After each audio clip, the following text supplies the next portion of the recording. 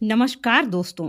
दोस्तों, इंसान चाहे अमीर हो या गरीब, सरकारी अधिकारी हो या आम इंसान, दिल तो सभी के पास होता है। एक आईपीएस अधिकारी सुप्रिया मैडम के इकलौते भाई की शादी थी, इसलिए बहन होने के नाते आईपीएस मैडम अपने भाई की शादी में जाने के लिए, शादी की खरीदारी करने के लिए साधारण कपड़ों में ही मार्केट जाती है। मार्केट जाकर वह एक दुकान पर कपड़े खरीदने लगती है, लेकिन वहां उनकी और दुकानदार की किसी बात पर झड़प हो जाती है। दुकानदार उन्हें धमकी देते हुए कहता है, मैडम, आप या तो मेरी बात मान जाओ, वरना मैं पुलिस को बुला लूंगा और फिर देख लेना, आपको जेल की हवा खानी पड़ेगी।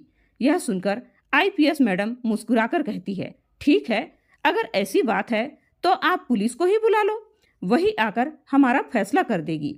आईपीएस मैडम के मन में था कि पुलिस वाले उन्हें पहचान लेंगे और मामला वहीं सुलझ जाएगा, लेकिन जब पुलिस वाले आते हैं तो दुकानदार उनसे कुछ ऐसा कहता है जिसे सुनकर पुलिस वाले आईपीएस मैडम को अपने साथ लेकर जाने लगते हैं। यह देखकर आईपीएस मैडम हैरान हो जाती है कि पुलिस वालों ने उन्हें पहचाना नहीं और उल्टा गलत का साथ दे रहे हैं।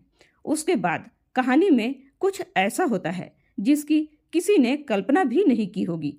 दोस्तों, पूरी कहानी की सच्चाई जानने के लिए वीडियो को अंत तक जरूर सुनिएगा। यह कहानी उत्तर प्रदेश के लखनऊ शहर में एक नई आईपीएस साहिबा सुप्रिया वर्मा की नियुक्ति होती है। सुप्रिया वर्मा अपनी ईमानदारी के लिए बहुत प्रचलित थी। जहां भी जाती, अपने ईमानदारी के काम से सबका दिल जीत लेती और उनकी ईमानदारी के चर्चे चारों तरफ फैले रहते। उनकी पोस्टिंग के एक दिन बाद ही उनका छोटा भाई उनसे मिलने आता है। उनके भाई की शादी होने वाली थी और वह अपनी बहन को शादी में अपने साथ ही ले जाना चाहता था। आईपीएस साहिबा का पूरा परिवार अभी तक लखनऊ में शिफ्ट नहीं हुआ था। सुप्रिया वर्मा अपने भाई को समझाने की कोशिश करती है, भाई कोई बात नहीं, तुम शादी कर लो, मैं बाद में किसी दिन आकर तुमसे मिल लूंगी। लेकिन उनका भाई कहता है, नहीं बहन, अगर आप शादी में नहीं आओगी तो मैं बिल्कुल भी शादी नहीं करूंगा। भाई बहन में बहुत प्यार था और इसी वजह से आईपीएस साहिबा अपनी व्यस्तता के बावजूद भी शादी में जाने के लिए राजी हो जाती है। वह अपने भाई से कहती है, ठीक है भाई, तुम चिंता मत करो, मैं जरूर तुम्हारी शादी में आऊंगी। यह सुनकर उनका भाई मान जाता है और शाम को अपने भाई से बात करने के बाद वह अपने घर चला जाता है। आईपीएस साहिबा ने कह दिया था, ठीक है, कल शाम को मैं तुम्हारे यहाँ आ जाऊंगी, तुम किसी भी प्रकार की चिंता मत करो। अगले दिन सुबह सुबह आईपीएस साहिबा उठकर शादी में जाने की तैयारी करने लगती है। वह सोचती है, मुझे शादी में जाना है, इसलिए अच्छे कपड़े तो होने चाहिए। यही सोचकर वह अपनी पर्सनल गाड़ी लेती है और साधारण कपड़ों में ही बाजार में कपड़ों की खरीदारी करने निकल जाती है। पहले आईपीएस साहिबा कई बड़ी बड़ी दुकानों पर जाती है, लेकिन उन्हें कोई साड़ी पसंद नहीं आती। ऐसे ही घूमते घूमते वह एक और दुकान पर पहुंच जाती है, जिसका नाम था माही साड़ी सेंटर। वहां पहुंचकर वह साड़ी देखने लगती है।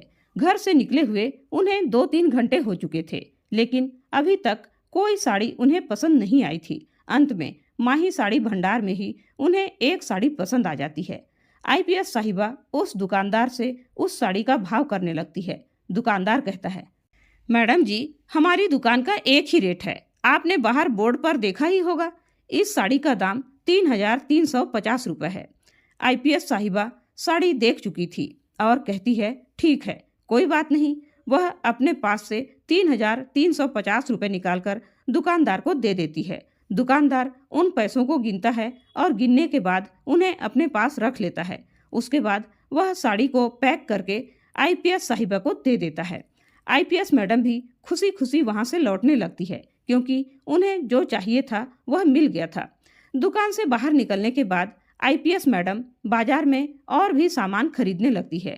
जब वह दूसरी दुकान में खरीदारी कर रही थी, उसी दौरान उनका थैला जिसमें साड़ी रखी हुई थी गिर जाता है और साड़ी बाहर निकल आती है। साड़ी को देखते ही आईपीएस मैडम को उसमें खासर नजर आता है। खासर का मतलब है कि कपड़े के अंदर धागों के गुच्छे जो कपड़े की गुणवत्ता को खराब कर देते हैं। आईपीएस मैडम उसी दुकान में साड़ी को फैलाकर देखती है और पाती है कि साड़ी की कई जगहों पर खासर बने हुए हैं, जिससे उसकी खूबसूरती खराब हो गई है। उसके बाद आईपीएस मैडम उस दुकानदार से जो सामान खरीदना था उसे खरीदकर दोबारा माही साड़ी सेंटर पर पहुंच जाती है।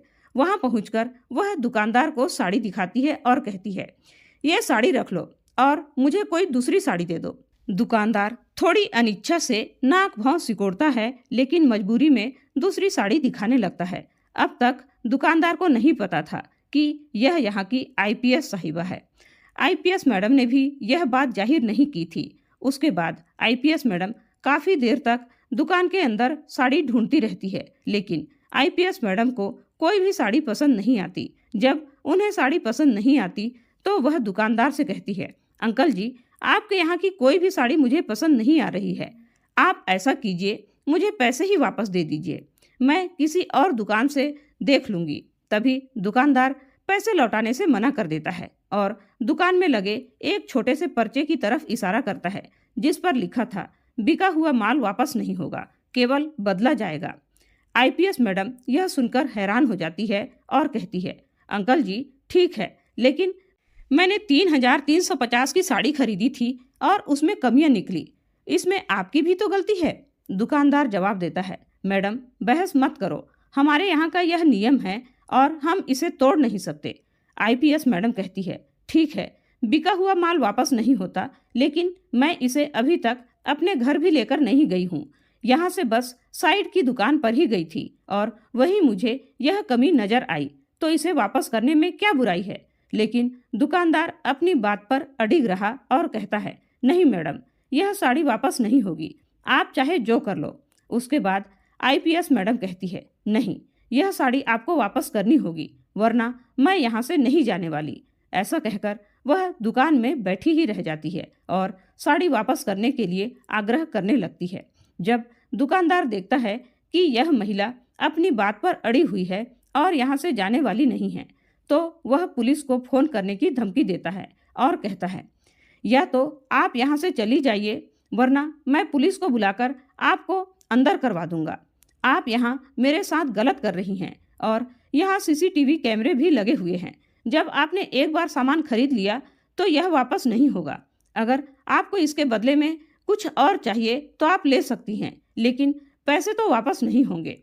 आईपीएस मैडम पुलिस का नाम सुनकर मुस्कुराती हैं और मन ही मन कहती है, ठीक है, तुम पुलिस को बुला लो, कोई बात नहीं, वही आकर हमारा फैसला कर देंगे कि आप मुझे पैसे वापस दोगे या नहीं।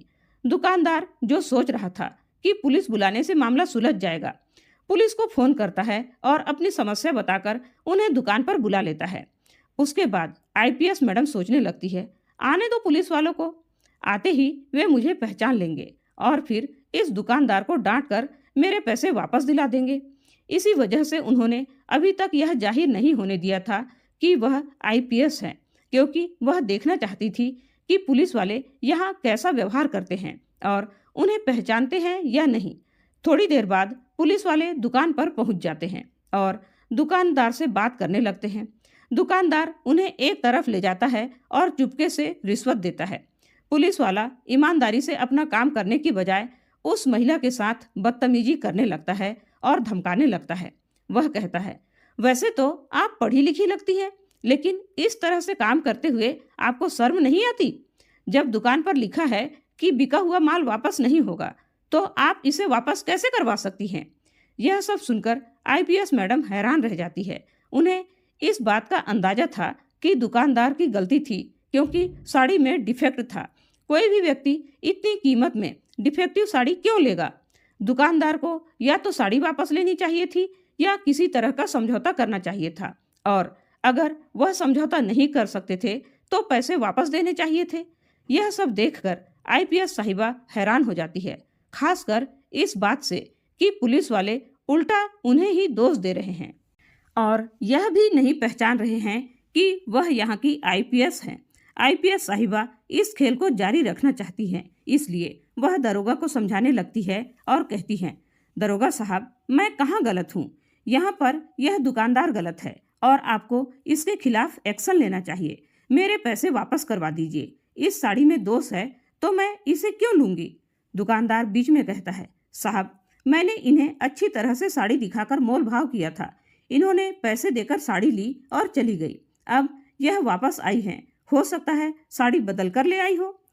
आईपीएस साहिबा को यह सुनकर गुस्सा तो बहुत आता है, लेकिन वह अब भी देखना चाहती थी कि मामला कैसे आगे बढ़ता है। वह दरोगा से कहती है, साहब देखिए, यह वही साड़ी है और यह उसी दुकान का थैला है।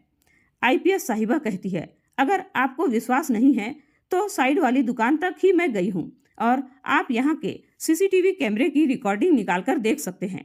दरोगा, जो मामले को जल्दी से जल्दी रफा दफा करना चाहता था, आईपीएस साहिबा पर चिल्लाने लगता है और कहता है, आपको शर्म नहीं आती? देखने से तो आप पढ़ी लिखी लग रही हैं, फिर भी ऐसे गंदे काम कर रही हो सकता है आपने साड़ी बदल दी हो, जैसा दुकानदार कह रहा है। अगर आपने ज्यादा परेशान किया तो मुझे आपको गिरफ्तार करना पड़ेगा। यह सुनकर आईपीएस साहिबा गुस्से में आ जाती है, लेकिन फिर भी चुप रहती है। वह कहती है, ठीक है साहब, अगर ऐसी बात है तो मुझे अंदर बंद कर दीजिए, मैं भी देखूं तो सही, आप मुझे बिना वजह कैसे बंद कर सकते हो? यह बात सुनकर दरोगा चुप हो जाता है, लेकिन वह अपने हवलदार से कहता है, इसे पकड़कर जीप में बैठा दो और इसे लेकर चलते हैं। लेकिन तभी जो आईपीएस साहिबा है वह कहती है कि आप वैसे तो कानून के रक्षक हो, लेकिन आपको इतना भी नहीं पता कि किसी महिला को गिरफ्तार करते वक्त एक महिला पुलिस होनी चाहिए और उसके बाद ही आप महिला को गिरफ्तार कर सकते हो। अब यह बात सुनकर जो दरोगा होता है वह और भी चिढ़ जाता है, लेकिन अभी तक वहां पर थोड़ी सी भीड़ इकट्ठा हो चुकी थी, तो इसी वजह से दरोगा अपनी फीलिंग्स पर कंट्रोल रखता है और एक महिला कांस्टेबल बुलाता है। अब जैसे ही वहां पर महिला कांस्टेबल आती है, उसके बाद वह आईपीएस साहिबा को पकड़कर जीप में बैठा लेते हैं और बाजार के अंदर सभी लोग यह सब कुछ देख रहे थे। अब पुलिस के सामने भला कौन बोलेगा, यही सोचकर सभी लोग चुप रहते हैं और आईपीएस साहिबा को वहां से बैठाकर थाने तक ले जाया जाता है। जैसे ही आईपीएस साहिबा थाने में पहुंचती है तो थाने के अंदर एक पुलिस वाला था जो आईपीएस मैडम को अच्छी तरह से जानता पहचानता था, क्योंकि कुछ दिनों पहले ही आईपीएस साहिबा के यहाँ पर ही उनकी ड्यूटी थी और आईपीएस साहिबा की ईमानदारी के लिए वह वहाँ पर पूरी तरह से चर्चित थी। तो जैसे ही वह स्टार्टिंग में गया था तो उस टाइम पर उसे नहीं पता था, लेकिन धीरे धीरे वह आईपीएस साहिबा को अच्छी तरह से जानता पहचानता था और जैसे ही वह आईपीएस साहिबा को थाने के अंदर आता हुआ देखता है तो पुलिस वाले उन्हें पकड़कर ला रहे हैं, तो वह एकदम से बड़ा हैरान हो जाता है और वह आकर दरोगा को समझाने लगता है। कहता है, साहब जी, आपने बहुत बड़ी गलती कर दी है और इस गलती के लिए आपको बहुत पछताना पड़ेगा। लेकिन तभी जो आईपीएस साहिबा होती है वह उस पुलिस वाले को देखकर समझ जाती है कि वह पुलिस वाला जान चुका है, तो वह एकदम से उसे चुप रहने को आंखों ही आंखों से इशारा कर देती है और वह पुलिस वाला भी समझ जाता है। इतनी ही देर में दरोगा कहने लगता है, गलत क्या किया है? यह हमें चैलेंज कर रही थी कि कानून हमसे अच्छी तरह से जानती है, तो इसी वजह से इसको उठा कर ले आए हैं। एक रात हवालात की हवा खाएगी तो इसे पता चल जाएगा कि कायदा कानून क्या होता है। ऐसा कहकर आईपीएस मैडम को उन्होंने अंदर बंद कर दिया था। आईपीएस मैडम अंदर से दरोगा को तरह तरह के कानूनी कायदे सिखाते हुए कहने लगती है, तुमने यह गलत किया है, रात के समय तो तुम मुझे यहाँ रख ही नहीं सकते, फिर मैं एक रात हवालात की हवा कैसे खा सकती हूँ? यह सब सुनकर दरोगा का गुस्सा और भी बढ़ जाता है और वह चिल्लाकर कहता है, या तो चुप हो जा, वरना मैं कुछ महिला कांस्टेबल को भेजकर तेरी अच्छी तरह से पिटाई करवा दूंगा। आईपीएस साहिबा इससे भी आगे बढ़कर उसे जवाब देती है, ऐसे भला कैसे तुम कर सकते हो? अगर हिम्मत है तो करके दिखाओ। अब दरोगा का गुस्सा 7वें आसमान पर होता है। उस समय एक पुलिस वाला जो आईपीएस साहिबा को पहचानता था यह सब देख रहा था। दरोगा गुस्से में आकर महिला कांस्टेबल को आदेश देता है, इसे अच्छे से सबक सिखा दो। जैसे ही महिला कांस्टेबल लॉकअप के अंदर जाने लगती है, आईपीएस साहिबा उन्हें रोक देती है और कहती है, खबरदार, अगर एक कदम भी आगे बढ़ाया तो। उसके बाद वह अपना आई कार्ड निकालकर महिला कांस्टेबल के सामने लहरा देती है। जैसे ही महिला कांस्टेबल आई कार्ड देखती है वह पूरी तरह से हैरान हो जाती है और जोरदार सैल्यूट आईपीएस साहिबा को मारती है। यह सब देखकर दरोगा पूरी तरह से कंफ्यूज हो जाता है। जब लॉकअप का दरवाजा खुलता है तो आईपीएस साहिबा, जिसे अब तक मुजरिम समझा जा रहा था, उस लॉकअप से बाहर आ जाती है। बाहर आने के बाद वह दरोगा को धमकाना शुरू कर देती है। दरोगा जब यह देखता है कि महिला कांस्टेबल ने उसे सैल्यूट किया और अब वह आईपीएस साहिबा उसे धमका रही है, तो उसे समझ में आ जाता है कि हो सकता है यह इस जिले की नई आईपीएस साहिबा हो, जिसके कारण वह ऐसा कर रही है।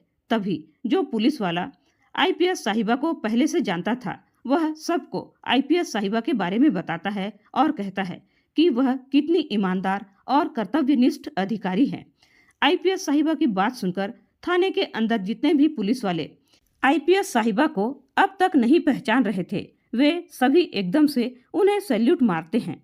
दरोगा, जो अब तक सब कुछ देख रहा था, उसकी पतलून गीली हो जाती है और वह परेशान होकर आईपीएस साहिबा के पैर पकड़कर माफी मांगने लगता है। वह कहता है, मैडम जी, मुझे माफ कर दीजिए, मुझसे बहुत बड़ी गलती हो गई और आगे से ऐसा कुछ भी नहीं होगा। लेकिन आईपीएस साहिबा उसे उठाती है और कहती है, नहीं नहीं, आपने गलती नहीं की है, आपने पूरी ईमानदारी से अपना काम किया है। मैंने वह भी देखा था जब उस दुकानदार ने आपकी जेब में सामान डालने की कोशिश की थी।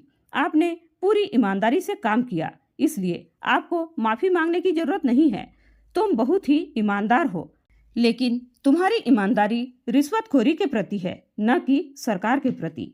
यह सुनकर वह पुलिस वाला और भी ज्यादा शर्मिंदगी महसूस करता है और माफी मांगने लगता है। आईपीएस साहिबा कहती है, ये कोई गलती नहीं थी, तुमने गुनाह किया है, गुनाह, और इस गुनाह की सजा तुम्हें जरूर मिलेगी। फिर आईपीएस साहिबा फोन मिलाती है और उच्च अधिकारियों को बुलाती है। उन्हें बुलाने के बाद वह दरोगा की सारी करतूत बताती है और कहती है, फौरन से फौरन इस पर कार्यवाही होनी चाहिए। लेकिन तभी उच्च अधिकारी कहते हैं, मैडम जी, इनको छोड़िएगा मत। उच्च अधिकारी की बात सुनकर आईपीएस साहिबा थोड़ी देर के लिए सोच विचार करती हैं। फिर अचानक उन्हें याद आता है उस दुकान में लगे सीसीटीवी कैमरों का जिक्र जो दुकानदार ने आईपीएस साहिबा को धमकी देते हुए कहा था। उसने कहा था, इस दुकान में सीसीटीवी कैमरे लगे हैं और तुम्हारी हरकतें पुलिस वालों को मिल जाएंगी। आईपीएस साहिबा को यह मौका मिल जाता है और वह तुरंत उस पुलिस वाले के साथ दुकान पर जाती है। वहां पर दुकान के मालिक से सीसीटीवी फुटेज की मांग करती है। सबसे पहले आईपीएस साहिबा अपना आई कार्ड दिखाती है और पुलिस वाले का परिचय दुकानदार को देती है। जैसे ही दुकानदार यह सुनता है, वह थरथर कांपने लगता है और हाथ जोड़कर माफी मांगने लगता है। दुकानदार हाथ जोड़कर कहता है, मैडम जी, मुझे माफ कर दीजिए, मुझसे बहुत बड़ी गलती हो गई और मैं तो कुछ और ही समझ रहा था। अभी तक कुछ लोग वहां बैठे हुए थे जिन्होंने यह सब होते हुए देखा था और वह यह सब देखकर बड़े हैरान हो जाते हैं कि जिस पुलिस वाले ने आज गलत किया है और पुलिस से पकड़वाया है, वह पुलिस की ही बहुत बड़ी अधिकारी है। उसके बाद वे लोग इस बात को चारों तरफ फैला देते हैं। महिला आईपीएस उस दुकान से सीसीटीवी की रिकॉर्डिंग लेने के लिए कहने लगती है। दुकानदार उन्हें सीसीटीवी की रिकॉर्डिंग दे देता है और उसके बाद हाथ जोड़कर उनसे माफी मांगता है और कहता है, मैडम जी, मुझे माफ कर दीजिए, मुझसे बहुत बड़ी गलती हो गई। आगे से ऐसा कुछ भी आपको देखने को नहीं मिलेगा। उसी पर्चे पर जो लिखा हुआ था कि बिका हुआ माल वापस नहीं होता, वह दुकानदार फौरन उस पर्चे को फाड़ देता है और आईपीएस साहिबा के पैरों को पकड़ने लगता है। लेकिन तभी आईपीएस साहिबा उन्हें खड़ा करती है और सभी लोगों के सामने कहती है, देखिए अंकल जी, आपकी उम्र काफी ज्यादा हो गई है और आप मेरे पैर पकड़ते हुए अच्छे नहीं लग रहे हैं। हाँ, आपने जो गलती की है, ऐसी गलती अब किसी के साथ मत करना, क्योंकि यहाँ पर जो भी आपके पास आता है वह ग्राहक होता है और ग्राहक भगवान का रूप होता है, तो उनके साथ ऐसा व्यवहार करना अच्छी बात नहीं है। आज के बाद कभी भी ऐसा मत करना और आपकी दुकान की अगर कोई भी शिकायत मैंने सुन ली तो फिर मैं आप पर कड़ी से कड़ी कार्यवाही करूंगी और आपको कोई भी बचा नहीं पाएगा। ऐसा कहकर आईपीएस साहिबा उन्हें वार्निंग देती है और वार्निंग देने के बाद उस सबूत को लेकर वहां से दोबारा थाने चली जाती है। थाने जाने के बाद आईपीएस साहिबा उस सबूत को बड़े अधिकारियों के सामने प्रस्तुत करती है और कहती है, इन पर कड़ी से कड़ी कार्यवाही होनी चाहिए ताकि यह जीवन में कभी भी इस तरह का काम न कर सके। उसके बाद उस पुलिस वाले को पहले तो सस्पेंड कर दिया जाता है और केस चलने के बाद उसे 3 साल की जेल भी हो जाती है। एसपी साहिबा उस दुकानदार से माफी मांग लेने के बाद जो पैसे वापस मिले थे उन्हीं पैसों से किसी और दुकान से कपड़े खरीदती है। कपड़े खरीदने के बाद वह अपने भाई की शादी के लिए निकल जाती है, लेकिन जाते जाते वह काफी लेट हो जाती है। जब उनका भाई उनसे लेट होने का कारण पूछता है तो वह पूरी कहानी अपने भाई को बताती है। उस कहानी को सुनने के बाद उनका भाई कहता है, बहन ये तो रोज रोज का है, यहाँ पर पुलिस वाले हमेशा ऐसा ही किया करते हैं। तब उनकी बहन सुप्रिया कहती है, भाई मैं सभी को तो नहीं सुधार सकती, लेकिन हाँ जहाँ पर मैं काम किया करती हूँ वहाँ पर इस चीज की कोशिश तो कर सकती हूँ। हो सकता है मेरी कोशिश कुछ हद तक कामयाब हो जाए और जिन जिन जगहों पर मैं पोस्टिंग करूं वहां पर लोग ईमानदारी से जीना सीख लें।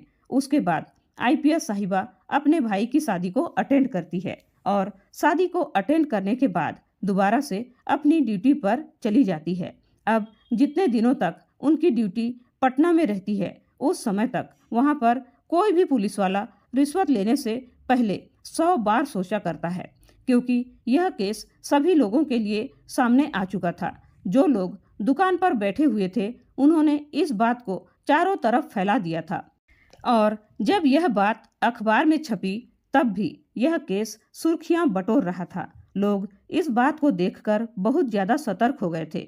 तो दोस्तों यह थी हमारी आज की कहानी, जहां पर एक महिला आईपीएस अधिकारी दुकान से कपड़े खरीदने जाती है, लेकिन वहां से उसे पुलिस पकड़कर ले जाती है। सच्चाई और ईमानदारी की राह पर चलना हमेशा आसान नहीं होता, लेकिन यह राह ही हमें सही मंजिल तक पहुंचाती है। आज की कहानी एक ऐसी महिला आईपीएस अधिकारी की है जिसने न केवल अपने कर्तव्य को निभाते हुए न्याय किया, बल्कि समाज को एक महत्वपूर्ण संदेश भी दिया। ईमानदारी, कर्तव्य निष्ठा और सच्चाई के बल पर उन्होंने दिखा दिया कि अगर हम अपने कार्यों में अडिग रहे तो समाज में बदलाव संभव है। तो दोस्तों इस कहानी के माध्यम से आपको क्या शिक्षा मिली, आप कमेंट करके जरूर बताइएगा।